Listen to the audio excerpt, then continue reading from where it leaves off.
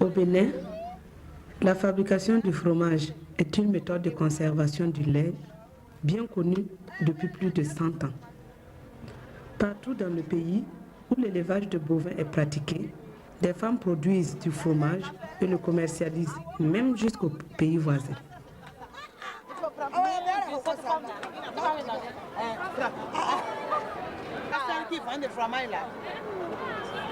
La production annuelle est de 2000 à 2500 tonnes. Ainsi, environ 30% du lait produit dans le pays sont conservés sous forme de fromage.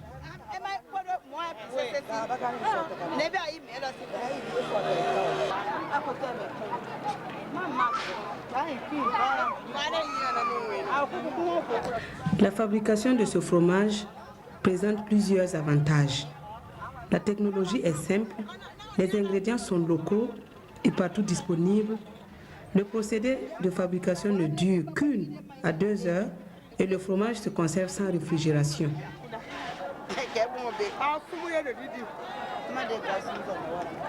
De plus, la vente du fromage représente pour les femmes une source de revenus importante et le fromage est bien apprécié par toute la population.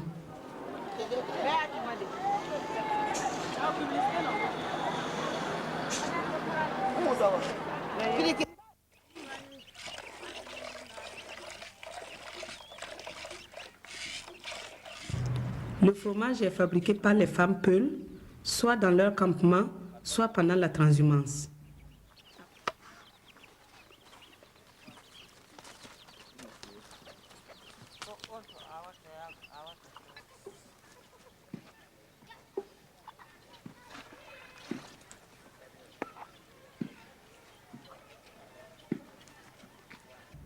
Après la traite, les femmes retirent le lait et commencent la préparation du fromage.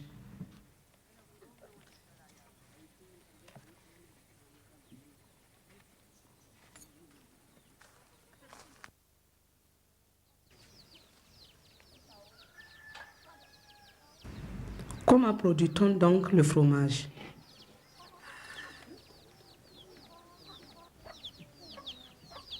Tout simplement, il faut du lait frais, des calebasses ou des bols, une louche, un tamis ou un morceau de tissu pour l'égouttage du fromage, une marmite, un foyer et de la sève de la plante Calotropis procera, qui est appelée bambamba en fulfulde.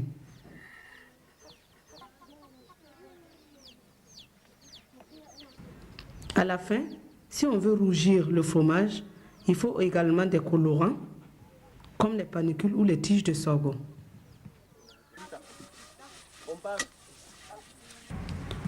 Le fromage peut être préparé dans n'importe quelle marmite, mais elle doit être bien nettoyée, car même des petits résidus peuvent causer l'échec de la fabrication du fromage.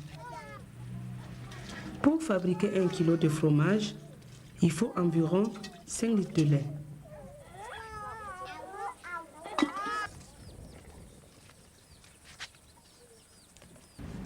D'abord, on verse le lait dans la marmite à travers un tamis.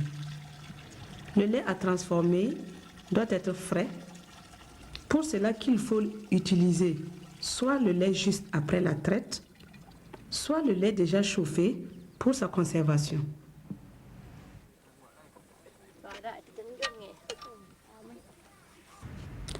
Après avoir tamisé le lait dans la marmite, on le pose sur le feu. Attention, au début de la cuisson, le feu doit être très doux.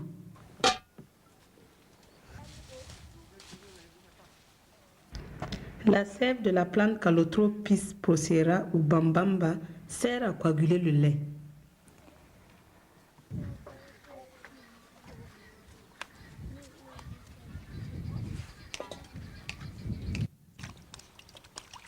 Pour extraire cette sève, on pile les feuilles et ou la tige de la plante avec un caillou ou un mortier.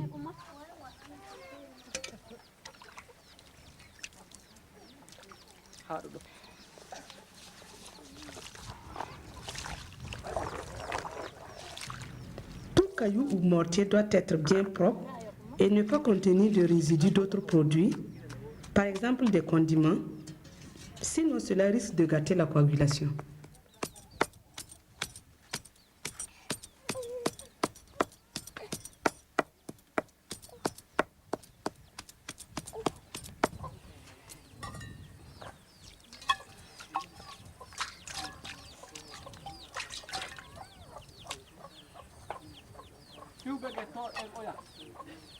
Ensuite, ces feuilles et ou la tige sont malaxées avec un peu de lait dans une calebasse ou un bol.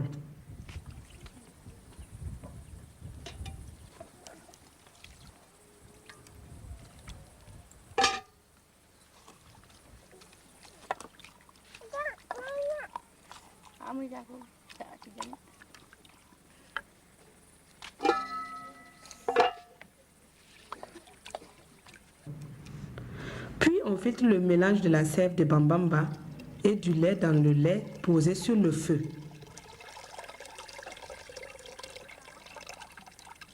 Il faut faire attention qu'aucun morceau de bambamba ne tombe dans la marmite.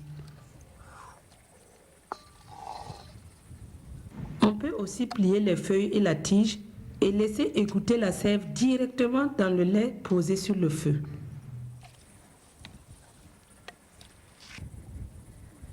Pour 1 litre de lait, il faut la sève d'une feuille de taille moyenne de Calotropis procera ou son équivalent en tige. Pour savoir si la quantité de sève ajoutée dans le lait est bien dosée, il faut goûter le lait. Si l'on constate un goût amer, c'est que l'on a mis trop de coagulant. Il faut alors retirer la marmite du feu, laisser refroidir et ajouter du lait pour régler le dosage du coagulant.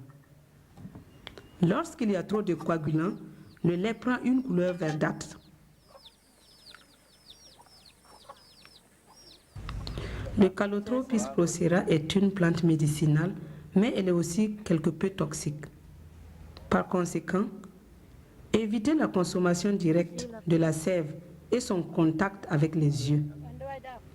Cependant, la consommation du fromage fabriqué avec le Calotropis procera ne présente aucun danger pour l'homme.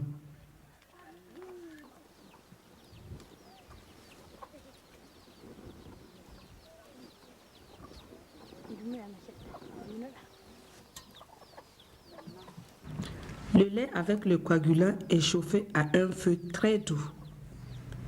Après 10 à 20 minutes, il commence à coaguler.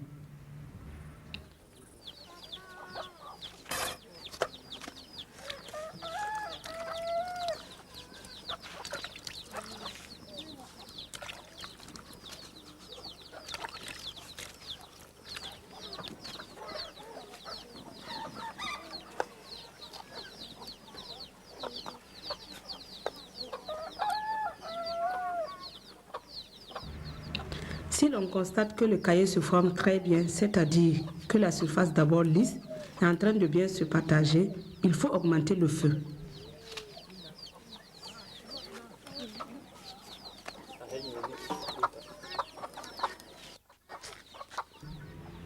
Après quelques minutes, le lait coagulé commence à bouillir.